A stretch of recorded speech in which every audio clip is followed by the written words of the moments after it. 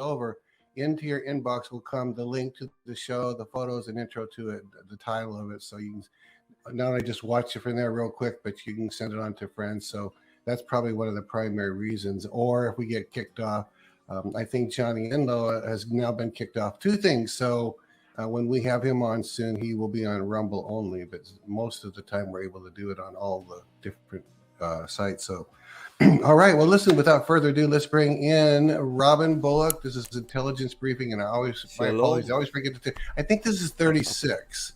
I think this 36. Is number 36. So it's a good round number. But, well, Robin, I have a question to ask you to start this out. So, like, I got the first chapter of your book, The Pool in the Portal, that you had mentioned.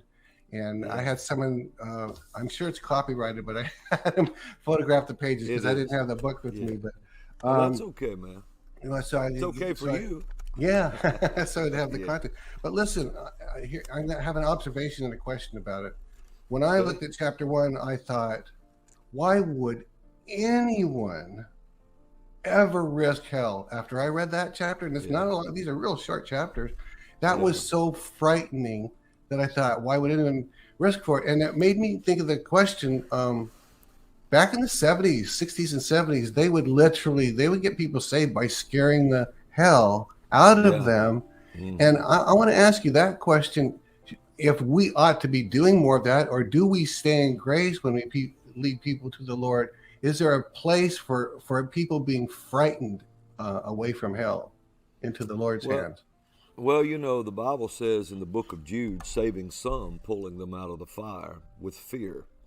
And because, you know, and people, hell is not preached on anymore. And, you know, and there is a belief out there now that I've noticed that there was somebody that was putting this out everywhere, that just as after Jesus read that, that's just so. Yeah, and then they would even comment and say, everybody's in. Well, no, everybody's not in. Yeah. You know, and we ought to stop this stuff about, well, you know, we're just all God's babies. No, we're not. No, we're not. God created everyone, and he created the human race, but that don't mean you're God's babies. You know, we just need to make that real clear, Steve, because we're in an age where, you know, why would I'm such a good person and all of this? No, you're not. No, you're not either. Nah, not until you're born again. If you get born again, then the nature of God comes to live on the inside of you. Until that day happens, you're rebellious. Lie to you right off if they get you. I didn't take it. They're holding it behind their back. Yeah, it's in their nature. Yeah. Until they come to the knowledge of the Lord Jesus. And so people say, well, I'm a good person. No, not if you're not born again. Yeah. If you're not born again, here's a sobering thought. You are capable of anything. Yeah. You know, I mean, you know, you're capable of still born again. Yeah, and I mean, there are people that override it. There are people that you know, I've thought about this because there were times we were totally down on our luck 30 some years ago, and people were putting groceries on our floor. But some people are like one meal away from being homeless, or one little thing, and nobody knows what they would do if they were homeless, and how how they would have to survive. Sure, and especially if they're lost. Yeah, well, if they are lost, then the only thing you've got going for you, you got a couple things that hold people in check. One is they probably had a parent or a grandparent that instilled in them enough in their soulish man, their mind, their will, and their emotions to just hold themselves in check. And then you have the law out here that'll put somebody in jail. No. And those two things hold lost people in check. Yeah. That's it. I have a question that I don't know if you've touched on this in your own research, Robin, but having to do with salvation and those that are lost, not born again. In Hollywood, you know, more and more it becomes more and more prevalent how lost Hollywood is. I mean, I always thought most of them are probably lost. Most of them probably haven't received the Lord.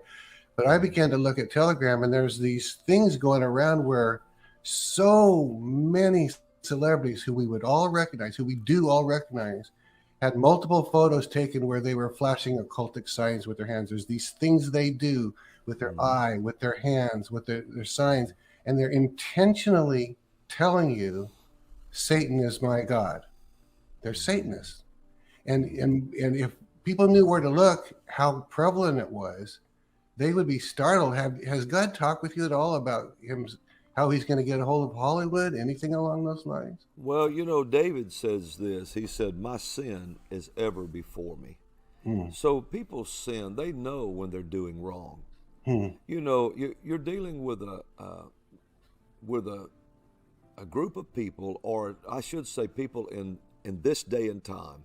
What you're dealing with is that people don't see. We don't know anything about covenant. We don't know anything about covenant. Means most civilization is just civilization because relationship with God and covenant knowledge has been beaten out of them, and then they call them civilized. People that don't believe in God usually end up in the civilized modern generation. Because, see, now they have to make you sign a piece of paper stack this thick to make you promise you'll pay for a washing machine that you bought on credit. That's true. Yeah. There's no honor. They don't have a lot of honor, and people they recognize that. And so you're dealing with now, I think most religion and most people, I'll go ahead and tell you something. I want to, I'm just looking for a place to jump off with this. Yeah. But I remember going out to, the Lord gave me a word. I went out to Biltmore. You've heard of Biltmore? Yeah, Biltmore Hotel type of stuff, right? Well, yeah, but the Biltmore Estate. Okay. And it's in Asheville. And the Biltmore Estate was built by George Vanderbilt. And get this, if you could see it, it's the largest, Jeff may find a picture of it, he can put it up on the screen, but it is the largest personal private residence in America. Wow. And it was envisioned and built by a 26-year-old man, really, named George Vanderbilt. And what it was is it was so, what got me about it was a man's vision at that age. I mean, how many 26-year-olds do you meet that had this kind of vision in 1895 to build such an estate? Steve, the estate is not measured by square feet. It's measured by acreage inside the house. Oh my goodness, are you serious? The house is like, I think, 4 acres inside. And it sits on like 125, it was on 125,000 acres of land. The man employed 2,000 people. He built the town Biltmore there below him. He had a railroad spur come into his property in order to bring material in. That's it. Look at that. There it is. And so when you pull up on the grounds, you'll come in, the way I'm looking at it, you'll come in from the right. And when you pull up, you just pull up past those trees and suddenly, or down below those trees, and suddenly the whole estate appears on your right. Wow. And so most of his land now became what we know as the Pisgah National Forest.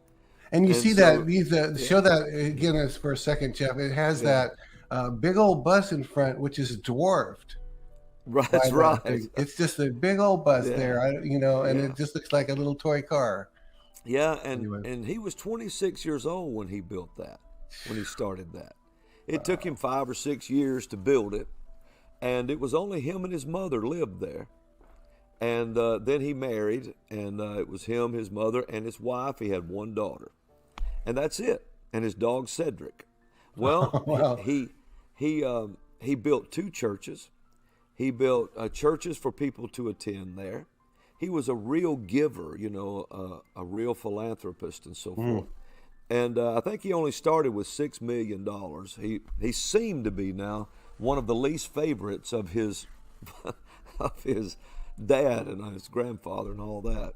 And so what he did, as I was touring this one day, and I've toured it several times because it's just amazing.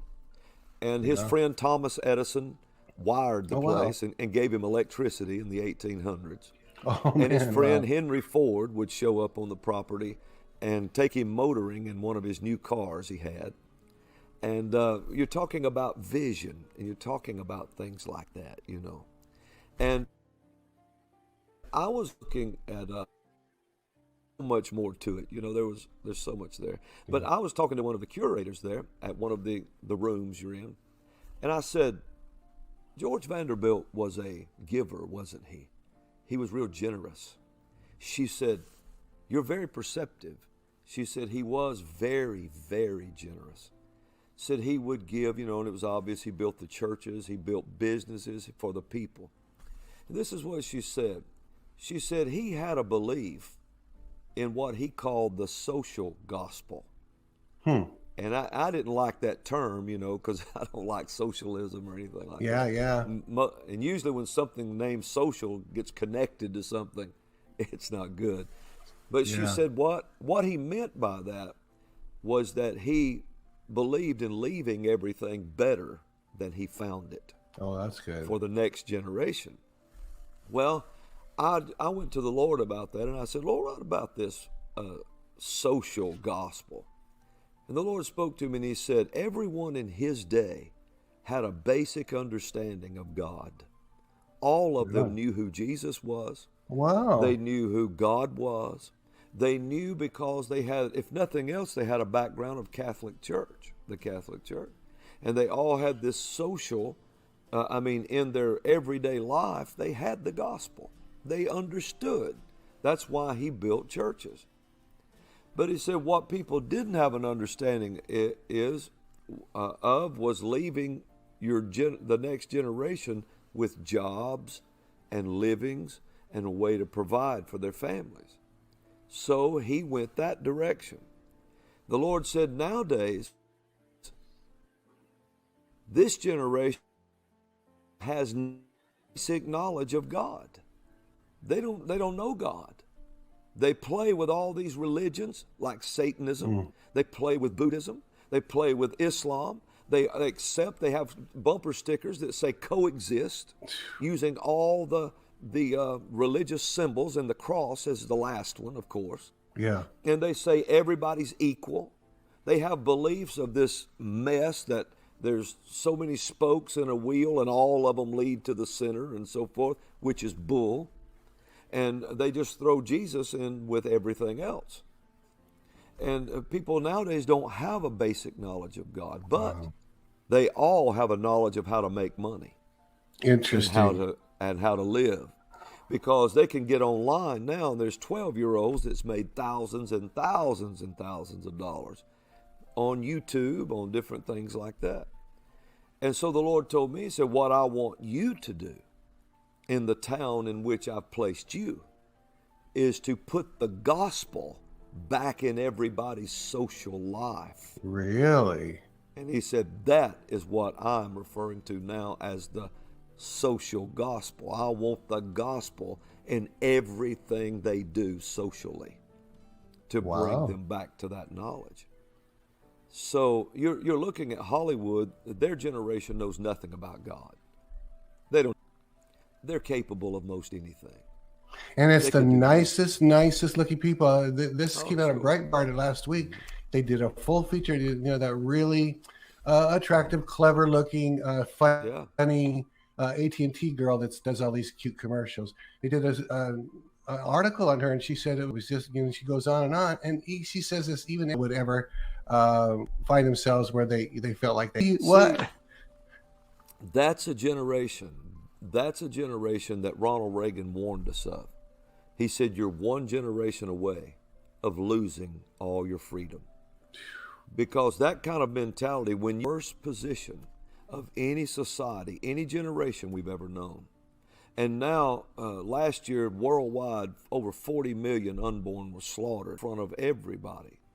You know, when Timothy Dixon and I went up to D.C. and when they rolled those scrolls out, remember that event? Yeah, oh yeah. And we were up there. It was a prophetic event that Timothy had a dream of. Did you know that after we left with witches and the occult, and they stood up on the steps of the Supreme? Now, this is the mentality you're dealing with. They said, well, you know, it's a choice. Well, everybody has a choice, but murder is not your choice. You know, you should, you don't have a right to do a wrong thing. Yeah. And murder is wrong. And any Christian that stands up, and they may get by with it in a degenerated society, but the day's going to come when God will look them right in the eye, but it's because nobody has a knowledge of God they haven't retained it in their thinking any longer. So now we don't have to teach people how to make money. We have to teach people more about God and what has happened and who Jesus is and what he did. Yeah. So, anyway. Well, I'm hoping, and of course, we've talked about the Great Awakening that's coming. Mm-hmm. We've talked about the Great Awakening that is happening before our eyes. Sure. I mean, even this stuff regarding the occupant of the White House right now, or the purported occupant, however you'd say that, there's a Great Awakening. I'm looking at this thing, and there's been prophetic words over the years about how God's going to change Hollywood to Hollywood, and of course that would be our desire. But what's it going to take? Because God's going to have to either do something drastic across the board for Hollywood to take notice, because they're all in this club. There's this satanic occultic club, to me, from what I can see, and they've all joined. So I mean, what have you seen any of that for the future? Yeah, what we are in right now, Steve, is we're in a fight for survival in this nation. Yeah. And everything it holds dear. I didn't know we were going this direction, but here we are. We'll just step on off. Yeah. Our founding fathers of this nation, they would give a speech or quote something. They would quote the Bible anywhere from 7 to 15, 20 times in one speech. And they quoted the Bible more than pastors do today, more than most pastors. And what you have to look at is they had that basic understanding.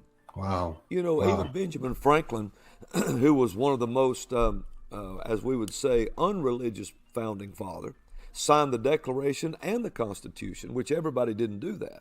He signed them both. He stood up and said this. He said, we prayed to God all those years during the Revolution, and he answered our prayer. Wow. And he said, if a sparrow can't fall without him seeing it, how do we think a nation can rise without him? And so this was their mentality. And so we're in this position right now that we must turn this nation. Not too long ago I saw and it's turning right now. Yeah. Everybody just get ready. Just hang on, because what's about to happen next is going to shock you. This thing is about to turn so hard and so fast, and they're about to just collide. Two forces. We're about this far from a collision. Really? And when it hits, you're going to see things happen that you never thought you would see. So just stay with it. There's things I can't say right now, but there was a major portal closed this week. It was closed. I was there when it closed. Wow. And it was a major portal that closed. Put it that way.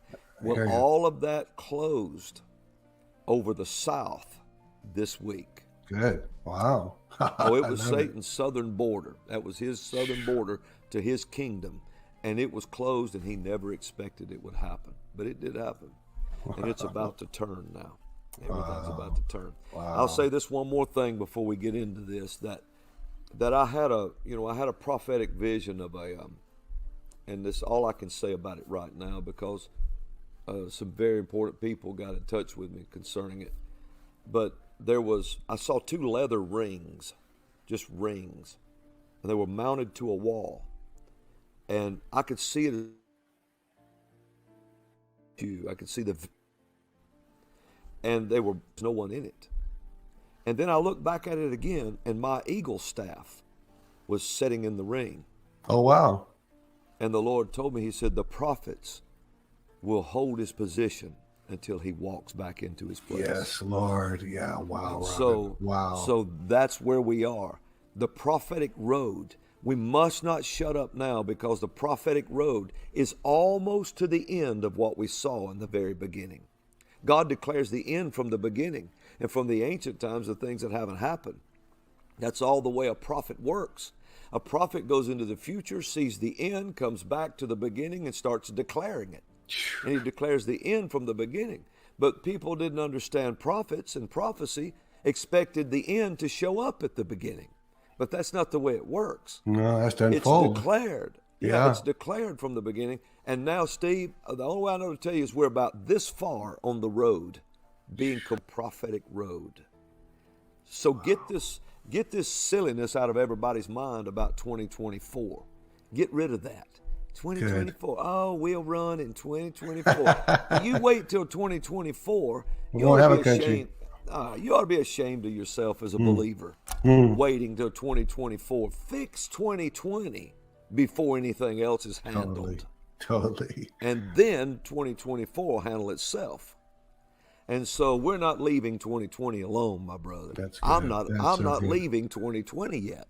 That is such good news, Robin. Because, and we all joined in this. None of us pre-planned this. Not long after November 3, first it started with Kat, and then a few weeks later, and then I don't remember how far in, just weeks you were in, and it has never stopped. We've never pulled back, and it's just like, man, I call it my tribe, not my tribe. It's the Lord's tribe, but it's the prophetic tribe that says we're not letting this thing go. No, I'm not turning it loose. As for me and my house, I'm not turning it loose. Now, you know what, Steve? I know this is going to change the subjects here and grab another gear. But, I'm really led to tell you something, and your viewers. I started talking about this Sunday morning. We're talking about prophecy and prophetic things. Yeah. So I want to go ahead and just lay something out there for the viewers, and then maybe we'll talk about what we had said last time we were going to speak about. But, see, there's an event coming up. And there was somebody on my team came to me the other day and said, there was a witch and a warlock showed up in your town down here. They came in a convenience store late at night in all their priestly garbs and all. And people are wondering what's happening. There's the big gathering in Arizona. They're talking about of witches and stuff like that. Now, the prophetic streams know about this stuff. Everybody else may be ignoring it. I don't know. But you say, well, what is going on here? What is going on? Well, 2/22/2022 is believed that a portal is going to open into the earth. See, the Bible talks about portals. Elijah called fire down out of heaven or out of a portal in heaven. The windows of heaven, the portals of heaven were opened and saved Noah and his family from the flood. Windows of heaven or portals were opened in Elisha's day, and the famine was broken. When Jesus was baptized and he came up out of the water, it said the heavens were opened, or a portal, all the way to the throne of God. And so when these things about portals opening are not far out, and both sides of the thing understand it, the dark side and the light side. We all know they open, and we all know there's set times. It's what comes through them that has to be controlled. Yeah. So see, the occultic world believes that on that day it's going to open. Everybody knows something's up on 2/22/2022. Wow. Everybody knows this. Now, something. Oh, why I'm telling you this? Maybe that's good. This is where. And when you say, Robin, just to clarify that question, when you say everyone knows, are you referring to both anyone the ungodly side and believers as well, or what? Or are you saying this is only the ungodly side? Yes, both. No. People in the prophetic world knows that something's up on 2/22/22. Okay. People in the occultic world knows something's up on 2/22/22. Okay. And they're trying to bring something about that they tried to bring about in 2015. in several different meetings, shut them down. And that's what this book is about, the pool and the portal. In certain actions. I have a question. Can you hold Jeff? We're having some connection problems and it keeps freezing. Jeff, do we need to go out and come back in? Because it seems to be getting just a little bit worse. Yeah, let's go ahead and do that. We're going to kick you out and have your team come right back because it keeps breaking up on us, Robin, and we're missing. Okay, so. Okay. All right. Okay. Yeah, sometimes our first fix on all of that is to just kick it off and then have them come back in. A lot of times it'll grab a new, whatever we call it, a channel, whatever. It grabs you some new space. And, gives you a little extra juice. Yeah, and then sometimes all those delays go away and getting some really important stuff. So we hope and pray we didn't kick him too far off so he didn't get back on. But yeah, these are amazing times that Robin is sharing. It's just profoundly interesting.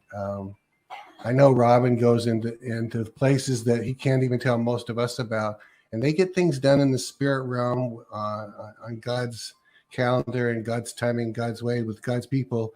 And they do things that they can't talk about because we don't want to alert the enemy to it. They don't, but then he'll come back and say what got accomplished, and then he won't necessarily say what they did to accomplish it because again we don't want to alert the other side. So one of you, I don't know if you guys need to call up John or something and see if he understands. Yeah, let's give him just like a couple more. They could be resetting their router or something. Yeah. So anyway, these are absolutely amazing times. By the way, maybe I'll talk out of school and I'll stop if he comes right back on. But so Johnny N, I want us to get this kind of right. I may not get this exactly word for word, but he said, the Rams suddenly won yesterday in the Super Bowl, and he wrote and said, "Do you think it's just a coincidence that the very final play was Donald tackling?" There's another word, not tackling, but sacking Joe. And that's how the game ended. Donald sacked Joe. That was it, and the Rams suddenly won. They were not going to win the game until that. Yeah, the exact words. I'm sure it's just a big coincidence that the game ends with Donald sacks Joe. Yeah, isn't that amazing? So, anyway, hey, we got you back there, Robin. Good. Yeah, so, I heard you. I heard what y'all were talking about. Yeah, Donald sacks Joe. Did you see that? That was amazing. Yeah, let me tell you something about that.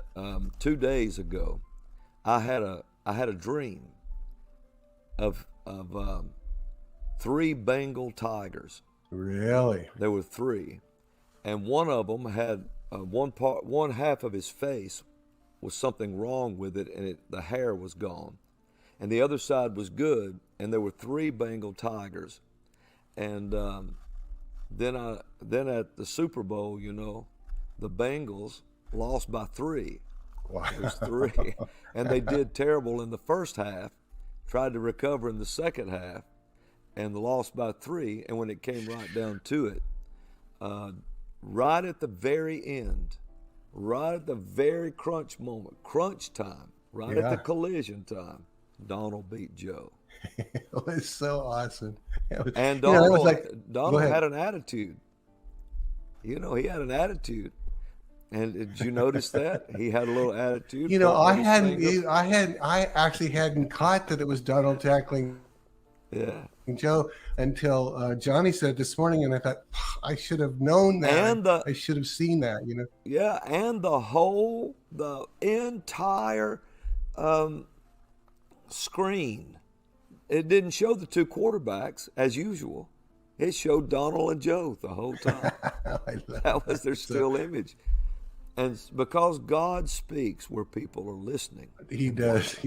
And that was like all of that action happened. The Bengals were winning. It was over. They were slapping each other on the helmets. We about got this. And everybody had a bunch of timeouts. And and it got down to 1 minute and 53 seconds right in there. And they kept stopping the clock. And that drive kept on. It was so. And they lost. And notice it was a ram that beat them. And it was in the year 2022, and Genesis 22 is about the ram being Oh, offered wow. on the mountain. So it was about the ram. It was the sacrifice beat the tiger, and the tiger lost by 3. And I saw that 3 Bengals, and I saw one half is when they lost, and so forth, and everything. It was all prophetic in this time, and it was the second time. It's the second time the Rams went to the Super Bowl, won the Super Bowl, which is 22 or 2. And so you're looking at everything happening right now prophetically. And so anyway, and just like you said, some people say, well, why would God talk that way? Because number one, because he can. Number 2, because he wants to. Number 3, because there's a few billion people watching. For him not to communicate at that time would be very unlike God. Well, and most of the Christians that didn't attend church was watching that game. And so what you're looking at is have you ever noticed how many television shows are prophetic? Oh, yeah. Have you ever noticed that? Because it's called tell a vision. And so there's a vision being told, and so many things are prophetic. It's just like you notice when Brother Hank said that on Flashpoint, said, I see a convoy. We got us a convoy. And he literally didn't know that was going on like that. And when he said right. And now look at it. The convoy has begun. And I was talking to him on the phone the other day, and we were talking about some of these things. And he said, and he said, even before then, in the days of Smokey and the Bandit and all of that with the truck and all this stuff. Yeah. Well, Robin, I got Robin the Lord got it for her. It was her dream car she always wanted since we were right at this time. She's got the car and all this happening. Everything's prophetic. Yeah. And where we're going now, Steve, it'll go down to the last few minutes, at goal line, right at the goal line. Right when it looked like the other side is congratulating each other. We won over these guys. We got it. But right at the very last, Donald will beat Joe. That's just the way it's going to happen. Cool. So I know, everybody in the prophetic noticed a lot of that. Yeah. And but we were talking about something when we tried to clear the line, which we did. So I don't remember. Do you remember where you were at on that? Yeah, we were talking about portals and things like that opening. Yeah. And in 22, that's what's coming up. Yeah. The occultic world's all in a buzz about it. The prophetic world's in a buzz about it because everyone knows that is a time. But now you got to understand why the occultic world is up in the air about it. And I'm going to try to explain just a little bit of that. Yeah. Okay. What it is that, see, Satan operates in legal time. He don't have any spiritual knowledge. Revelation, I should say. He has knowledge of the spirit world because he is the spirit, but he has to operate in legal time. He don't know anything else but that. That's why when the wise men came into Jerusalem looking for the king of the Jews, Herod asked the wise men, what time did you see that star? What time did you see it? Because if Satan had have known, he would have just acted on it. But he don't understand revelation. He don't understand prophecy. Fortune tellers, for instance. People say, what's the difference in a fortune teller and a prophet? Well, a big difference. Because a fortune teller only operates in what was. A prophet operates in what is to come. Yeah. And so if a fortune teller can sit and look at you, and remember this, they have demons that work with them, but they also operate in manipulation. And so they can tell you things about, your father had this favorite red shirt that you liked, and you remembered him wearing it. Well, yeah, but that's what was. Your aunt could have told you that your daddy wore that shirt all the time. And so a familiar spirit operates in what was, not what is to come. See, and then they operate in manipulation like this. I look at Steve Schultz. I could look at you and say, Steve Schultz, oh yes, you're old man Schultz's boy. That's Well, good. see, Yeah. yeah. Well, and then, but that didn't take a lot of knowing. Yeah, that's That's a good. lot of manipulation. And when Right. someone goes in to see a fortune teller, they have to put down their credit card information and information Yeah. about themselves. And so Oh they wow. automatically know your name, your address, your driver's license number, or whatever else you put down. But because it's in these certain familiar trappings and these low lights and somebody with their hand over a crystal ball and throwing out tarot cards and stuff, then all of a sudden, and certain music playing, suddenly somebody is all, oh, look at this. Oh, it must be supernatural. No, it's not supernatural.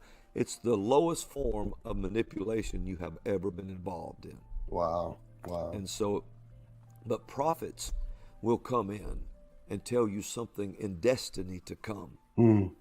And the only reason a prophet tells you what happened in your past is because they can't get through to your future until they deal with your past, because Oh, the good. people won't let go of it. That's They won't let good. go of their past in order to see their future.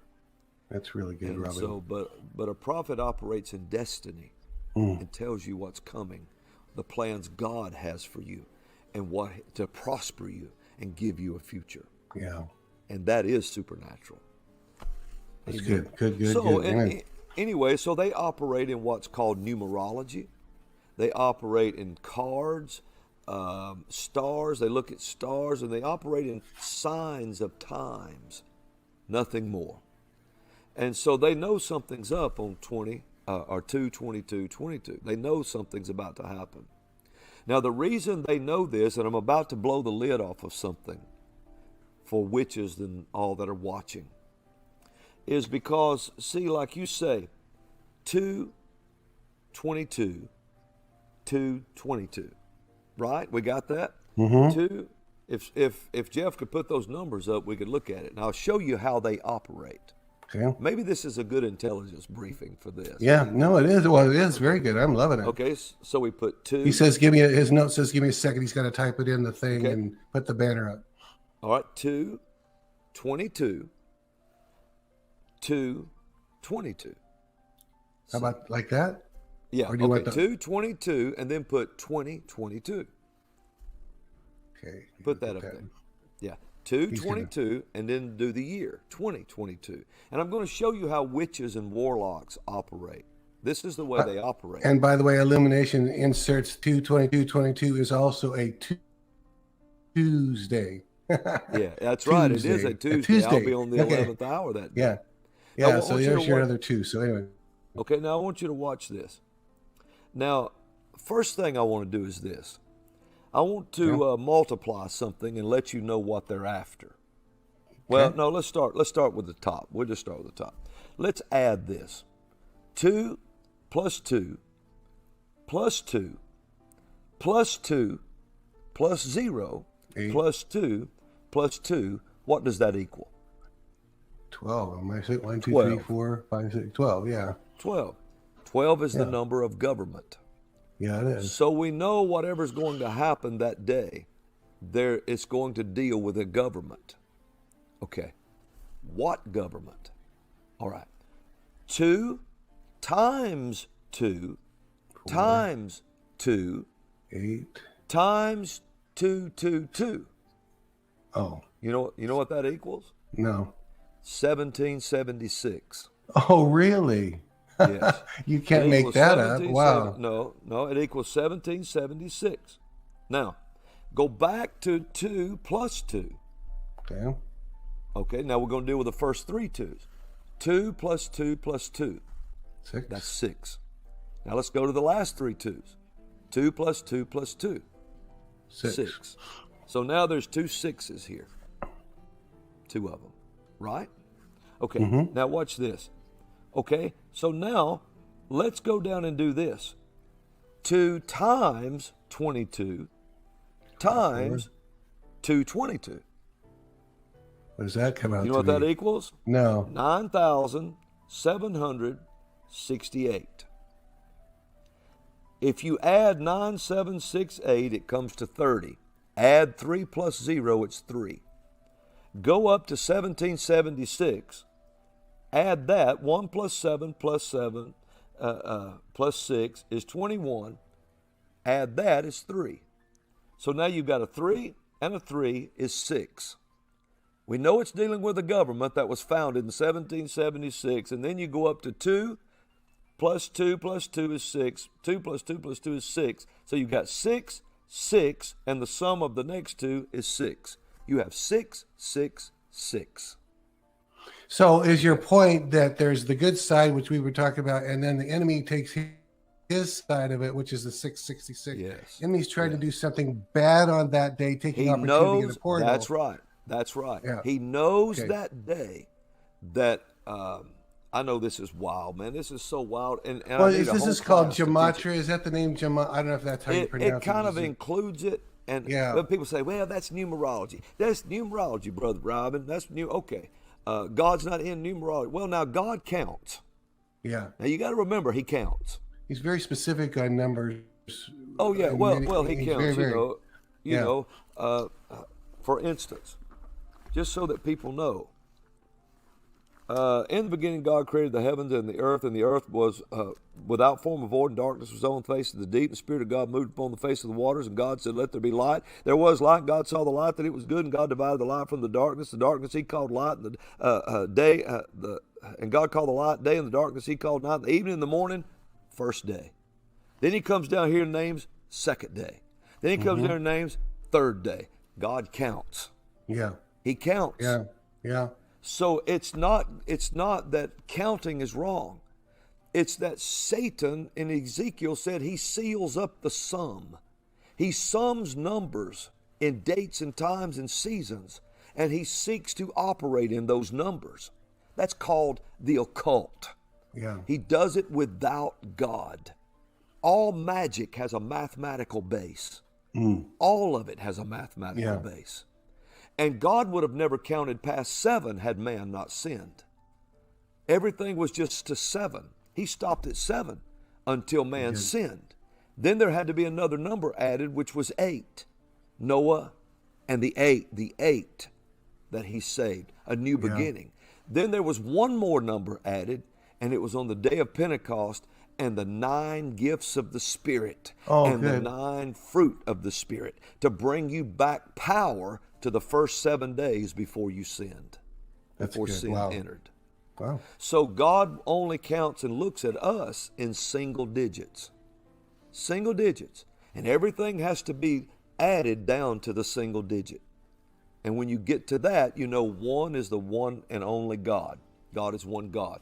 2 is unity, and it's division also, but 2 is the second member of the Godhead, Jesus. 3 is divine completion. 4 is establishment. 5 is grace. 6 is the number and authority of man. 7 is completion, and 8 is new beginning, and 9 is the power gifts of the Holy Ghost, the fruit of the Spirit, and finality and judgment. So you've got the full 9 numbers, and that's all God looks at. That's good. Now, the occultic world says it's grace. And they operate in is numbers. Remember the chart we showed last time, that prophetic calendar and all of that? Yeah. Yeah. This is a prophetic calendar. Satan seals up those sums. He seeks to operate in numbers because that's all he can do. And he knows that there's certain times, seasons, and appointments and everything that come together. Well, in 2022, if you could see that chart again, and if you can remember what we talked about before, in 2022, going up toward the top of that calendar is the only place on it where 666 shows up. And that shows up in this year. You see 2022? See Looking it? for you. Yeah. There it is. 6. The sum is 6. There's- Go up diagonally. Right there. 2 plus 3 plus 1. Look at it, 6. Go up to 2040. Once again, 6. And it's the last place on the calendar that'll do it. That's it. And that's the portal that's opening. And they know it's going to open. And they've got all their witches involved. They've got all the occultic world involved. They've got all of this involved because of why. Why? Okay, here is why. According to them, now I'm talking to you about what they believe. Remember that. You're right. Yeah. Yeah, you're not telling us biblical fact. You're telling us this is research of what the enemy. Am I saying that about right? He operates. Yeah. Okay. He operates within this scheme of numbers right here. Okay. But now they are real, and they're prophetic time. The problem is the body of Christ can move time around. Remember, Hezekiah said it was added 15 more years. He moved the sundial back. And remember, Joshua could command the sun and the moon to stop for a while. And times and seasons can be changed by the body of Christ. But Satan's locked in to legal time. He can't do anything else. That's too heavy for the program. Good. No, that's good. I mean, yeah, because he is, maybe in our terms, he might be a genius mathematician. He might be a genius trigonometry, all the different ometries, but that it's robbed of its power. So he operates within mathematics. That's right. And legal time. Yeah. See, legal time, 2,000 years, that would be the legal 2,000 years. So all he can do is look at that and know that when that time comes, he's close to the return of the Lord somewhere. He don't have a clue where, but he knows in legal numbers, that's where it moves. But that depends if the body of Christ is going to move time around for 80 years or not. That just depends on what, because it says the husbandman waits for the precious fruit of the earth, then he'll send the former and latter rain. In other words, every generation has had the opportunity to bring the king back, but none of them has done it. It depends on when the believers in the earth start calling for his return. And when they call for it, they'll maneuver themselves into a time where he will return. But Satan has no idea of that. He cannot operate in that realm. So he looks at the calendar, not just the American calendar, but he looks at a prophetic time. And when the scripture says in Ezekiel 28, it says he seals up the sum, it actually means that he is a scientist. He understands what makes the tides roll in and the tides roll out. But then again, the sons of Issachar had understanding to recognize the signs of the times to know what men ought to do. Well, right, and the sons of Issachar didn't have to be mathematicians. All they had to have is the revelatory gift, where he's doing all this mathematics and trying to do what he does with that. They just know things because that's all he has. Yeah. That's all he has to operate on. Well, he knows all the whole quantum things. That's how they're trying to get the super colliders to open up the portals. He understands that kind of mathematics that might even open a portal. Well, that's right. And see, and if you want to know what they're planning on trying to do in 2022, this is their grand scheme. They are absolutely now this is amazing because you have 6, 6, and 6 show up in these numbers. Then you have 666 show up on the prophetic calendar, and it begins in the year we're in. You have this whole thing to happen right here. But here's something you may not know, that on 3/20/22 to 3/22/22, the occultic world believes that the portal opens and they can walk up Jacob's ladder into self-perfection. They believe that. In March the 20th to March 22nd. Well, if you add those numbers up, it comes up to 11 and 13, which equals 24, which equals 6 again. They know what they're doing, and they're looking at these times, and they're all up in the air about it. Okay, watch this. In 1777, that's when the first Masonic Lodge opened up and set itself to bring in the new world order into this nation, into this world. Well, here's you something very interesting, Steve. If you add the numbers 1777, it's 22. Oh, wow. In other words, they plan on this year bringing in the New World Order. This is their whole big plan. So why, by us studying the numbers, we know what his plan is. We Because know we're what his studying plan the is same now. numbers that he's studying. I'm looking at this calendar that Jeff showed. Yeah. There's someone else in the occultic world looking at the same one. Okay. They just, in some form or fashion, and I'm convinced that high government officials are looking at that too. A lot of them. But nobody showed me that calendar. Only God showed me that calendar. And he said, write it down. I want to show you something.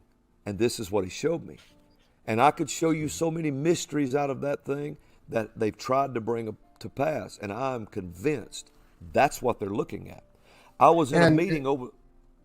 Well, I was just going to ask this question real quick, and then I don't want to mess up your point, but is God intending to quash what they quash, bash, trash, what they intend to do on the 22nd? Okay. Yeah, but he's going to do it through us.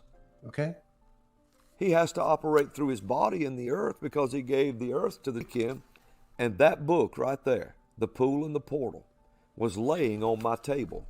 Show that full screen there, Jeff. Yeah, put that up there again so people. Yeah, it's called The Pool and the Portal. There you go. And inside it is this calendar that I showed you. Inside it is something that tried to happen in 2015 that they couldn't bring about. And they used science, music, entertainment, everything they could to make it happen according to those numbers. And it would have happened, except there was a group of prophets that were in two big meetings in the same month of September. They were going to bring that about. The Pope was involved, everybody was involved. And they knew all these major players, I should say, and they were going to bring this about in 2015. They could not bring it about because a group of prophets closed the event down, shut it down. CERN went up to full power in September 23rd. It came up to full power. It was shut down. That's all I can tell you, unless you read that book.